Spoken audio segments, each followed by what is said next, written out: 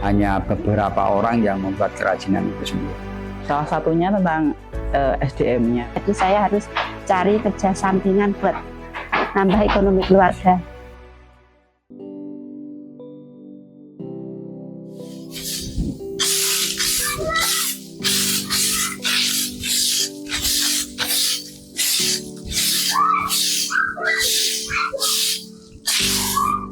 Awal mulai itu saya ingin bekerja untuk membantu ekonomi suami. Tertarik dapat di Sanggar Peni.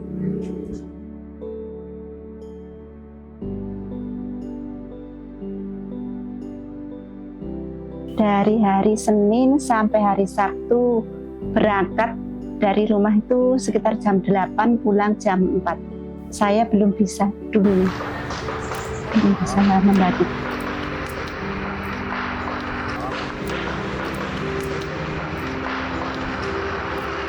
Motif itu ada macam-macam, Mbak. Ada motif jari, ada motif itu mego mendung, ada motif bunga-bunga. Tinggal yang pesen aja yang mau bebas atau harus sesuai keinginan mereka.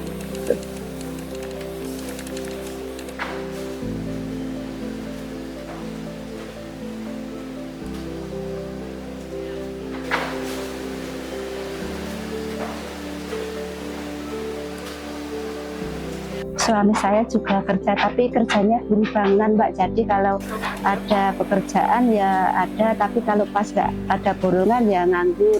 Terus karena saya itu harus ada tanggungan keluarga ibu saya, jadi saya harus cari kerja sampingan buat nambah ekonomi keluarga.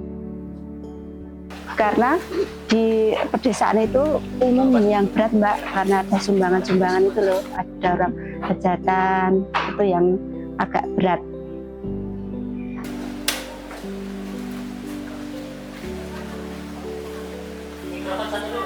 Sangat membantu, Mbak, karena bisa meringankan beban suami.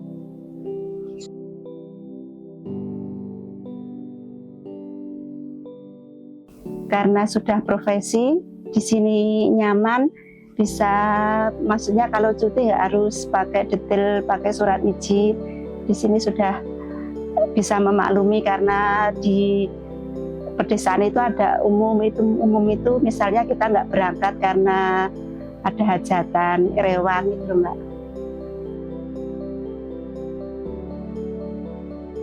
Dari 2009 berarti saya sudah berapa ya kira-kira? Sudah hampir 15 tahun, Mbak, di sini sudah lama juga, nggak terasa.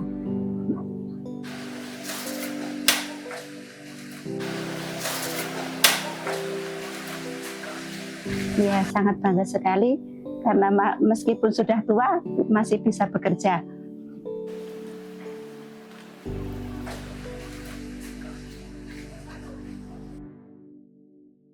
Nama saya Pak Kemis Kidi, saya umur 63 tahun, kemudian saya mulai bergerak di bidang kerajinan, mulai belajar kerajinan di tahun 1988. Waktu itu setelah tidak hanya muda tapi masih anak-anak, karena pada waktu itu masih umur 12 tahun yang mau melanjutkan sekolah tapi nggak ada biaya, sehingga kami berupaya bagaimana bisa mendapatkan biaya untuk melanjutkan sekolah pada waktu itu. Saya belajar kerajinan di tempatnya Pak Gunyar dan tempatnya Pak Warno Waskedo, yaitu seorang seniman di Keraton Yogyakarta. Semua yang kerja di sini, baik itu yang batik atau yang membuat kerajinannya, itu semua dari nol. Belajar di sini, kalau sudah bisa saya bebaskan di sini terus boleh, mau mandiri juga boleh. Untuk bantuan pemerintah ada, tapi setelah kita membuat kerajinan, kemudian kita diberikan pelatihan untuk manajemen dan pelatihan untuk desain, kemudian juga ada dibantu untuk promosi, diajak pameran baik di provinsi maupun di Jakarta, bahkan sampai di luar negeri.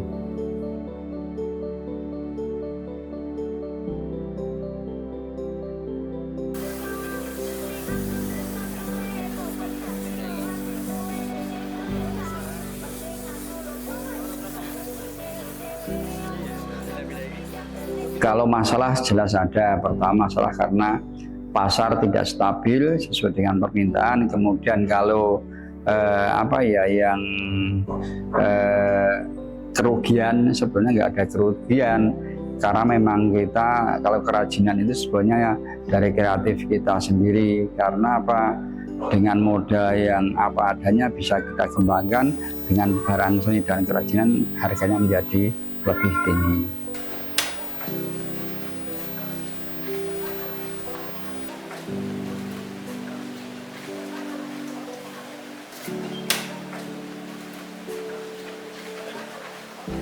Namanya usaha atau bekerja di bidang apapun tentu banyak tantangan dan hambatan juga. Kita karena mempunyai prinsip bahwa sebetulnya apa yang kita lakukan nanti akan mendapatkan suatu apa yang kita inginkan, sehingga kita berupaya bagaimana kita selalu berinovasi, kemudian juga berkarya, kemudian juga membuat suatu karya-karya yang menyesuaikan dengan situasi yang ada saat ini. Kalau Sanggar Peni ini sebenarnya tidak hanya saya sendiri, mungkin ada yang lain, cuma termasuk kita itu untuk awal berdiri termasuk yang awal, karena pada waktu itu kita hanya beberapa orang yang membuat kerajinan itu sendiri.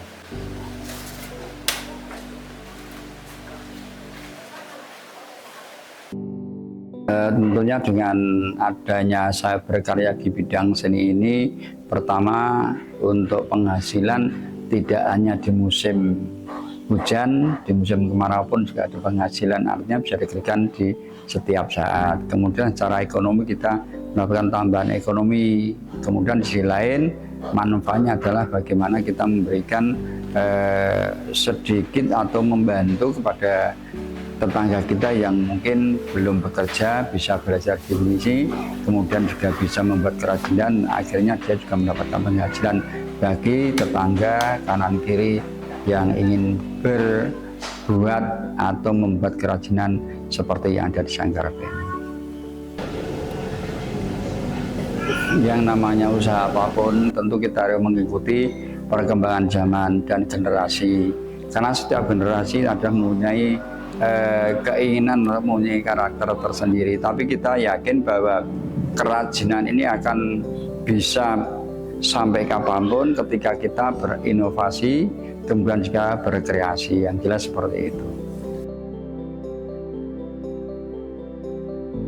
Pertama kita melestarikan adanya seni dan kerajinan dan juga budaya, kemudian sisi lain bermanfaat bagi dunia pendidikan.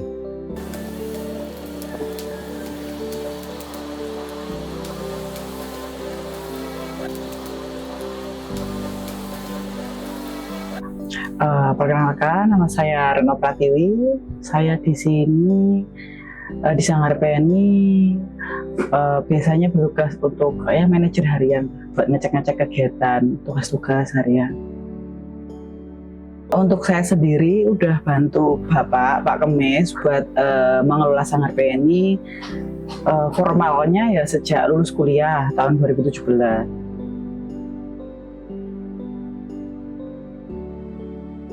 Dasarnya sih karena Bapak udah ngelola dari lama, bangunnya dari lama, perjuangannya seperti apa saya tahu karena itu benar-benar dari kecil.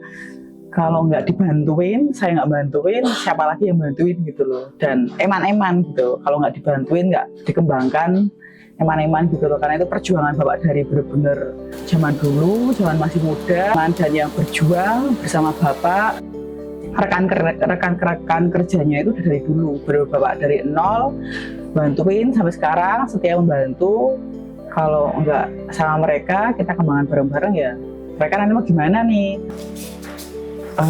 Kalau untuk perubahan, mungkin secara kasat mata itu ya secara sosial media dulu yang belum ada, sekarang sudah mulai ada.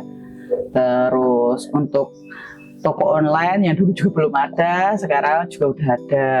Untuk kegiatan-kegiatan workshop, kegiatan-kegiatan katalog produk yang dulu masih seadanya, sekarang juga sudah mulai ada.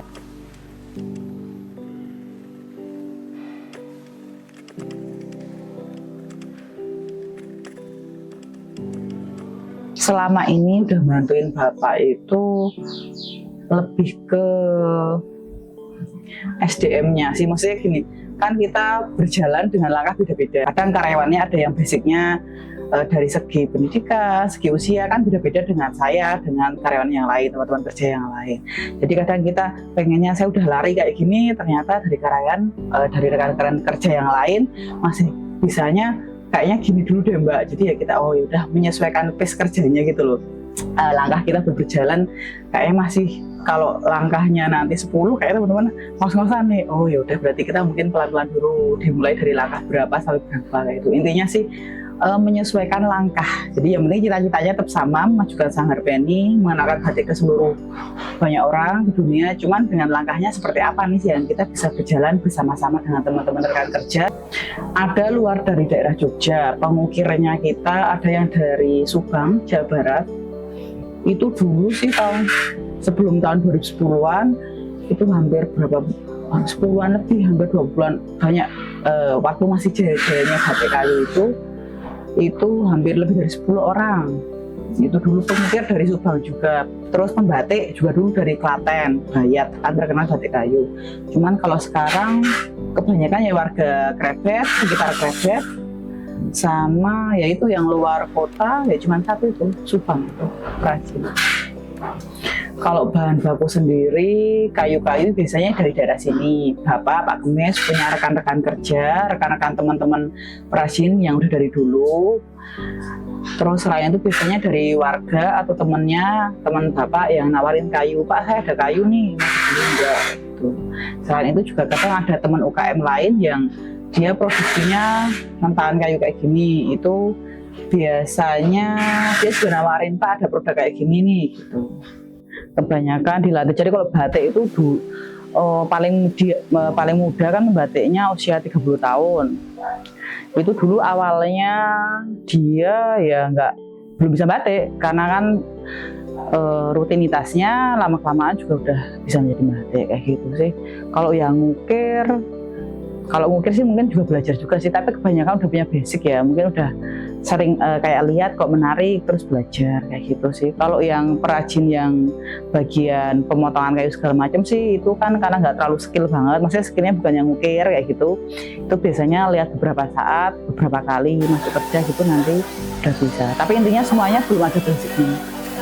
Kalau motif batik sendiri biasanya kita menyesuaikan dari pesanan customer. Kadang customer ada yang minta motifnya seperti ini. Terus kadang kalau enggak mereka bilang bebas, yang penting motifnya tradisional khas mana gitu. Jadi nanti kita bisa menyesuaikan. Mungkin kalau dia motifnya mau khas Jawa ya berarti kayak parang, kawung kayak gitu.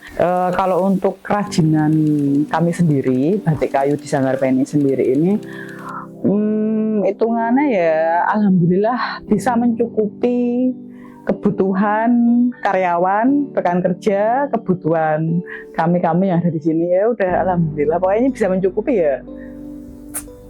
Gimana ya karena kan kadang kita pesenannya kadang pas banyak ya banyak banget, pas baru sedikit tapi yang pasti bisa mencukupi kebutuhan pokok karyawan yang di sini. Lebih ke karyawannya, rekan kerjanya yang ada di Sanggar Peni itu udah ada sejak saya masih kecil gitu loh. Terus sekarang sampai saya udah punya anak, mereka masih di sini gitu kan, berarti kan loyalitasnya mereka gimana caranya saya membantu Bapak untuk menjaga loyalitasnya mereka di sini gitu, karena mereka kan dari dulu, dari muda belum punya suami, belum punya istri, terus ketemu pasangan kerja di sini, terus mereka punya anak segala macam, dan saya juga punya keluarga, itu kan berarti artinya mereka percaya dengan ya sistem ini. Kalau saya ngerasa sih kalau di Sanggar Peni akhirnya jatuhnya kekeluargaan gitu loh, karena ya meskipun kalau dihitung secara ekonomi mungkin pendapatannya ya pas gitu ya, cuman alhamdulillahnya karena mereka loyal, percaya ya bisa bertahan sampai sekarang dan menjaga loyalitas mereka, biar lebih menghargai mereka yang udah berjuang dari saya masih kecil biar bisa semakin maju.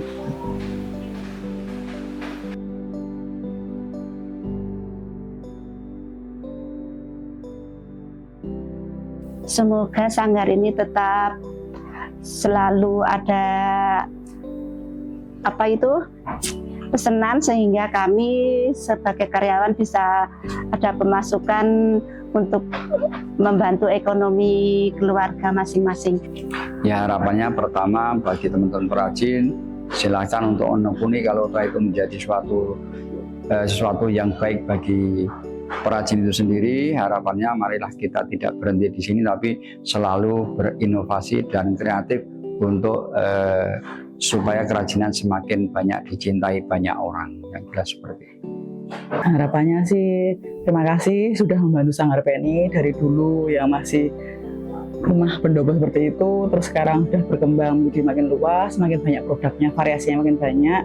Semoga saya dan rekan-rekan kerja saya meminta kita bisa saling menyongsong bersama untuk kemajuan Sanggar PNI biar bisa makin banyak orang yang kenal produk kita, terus makin banyak orang yang mengetahui dan belajar tentang produk kita, terus nanti kita bisa jalan-jalan bareng, bisa umroh bareng karyawan kayak gitu. Cita-citanya lebih ke ya kita kalau bisa sih seneng bareng gitu.